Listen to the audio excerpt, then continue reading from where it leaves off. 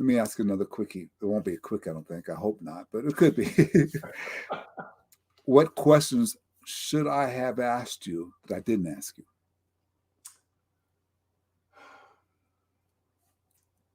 I don't know if it's a question, but I feel uncomfortable sometimes. I come across as somebody, I think sometimes, that has the answers.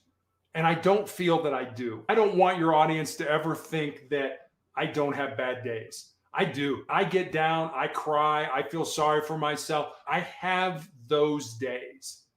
But when I have those days, I think of two stories that really help me continue to move forward, to help me to get on out of this. One was an article that I read about a professor back in the 1950s at Johns Hopkins University that did a study with rats. And he took rats and he put them in a tank of water that were over their head.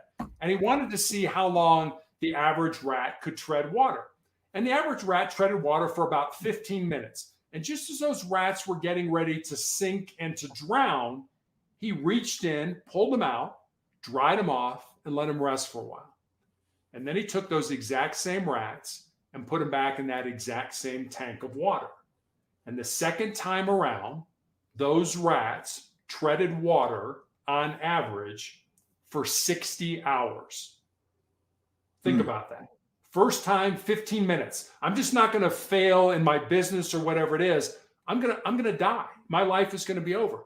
The second time around, 60 hours, which said to me two things. Number one, the importance of hope in our lives. We have to believe that regardless of where we are in our life right now, at some point, maybe not this week, maybe not next month, maybe not even next year, but at some point, life will get better for us. That if we continue down this path, if we don't quit, if we don't give up, if we keep following our purpose or our passion, that we will get to where we're supposed to be. And the second thing it taught me was, I always believed that the second thing it taught me was just how much more our physical bodies can handle than we ever thought they could. I think we all have a breaking point, a point where I just can't do anymore.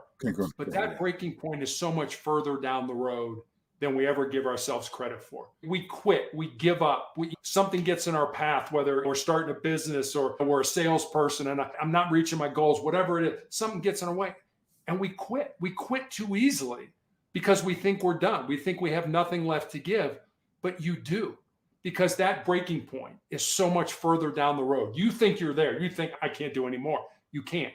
You absolutely positively can. And the second story, and this is a little bit shorter, I have a friend of mine who's a former Navy SEAL. And the SEALs talk about their 40% rule, which basically says that if you're done, if you're at the end of your rope, if you can't go on, you're only at 40% of your maximum. And you still have another 60% left to give to yourself. So, the next time you think, I don't want to get off the couch and go to the gym, you still have another 60% left to give to yourself. Oh, I don't want to stay up late and finish that report or study for that test. You have another 60% left to give to yourself. I don't want to go to my kid's game. You have another 60% left to give to yourself. Remember that. When you think you're at the end of your rope, you have another 60% left inside of you to make a difference in yourself and in the lives of other people.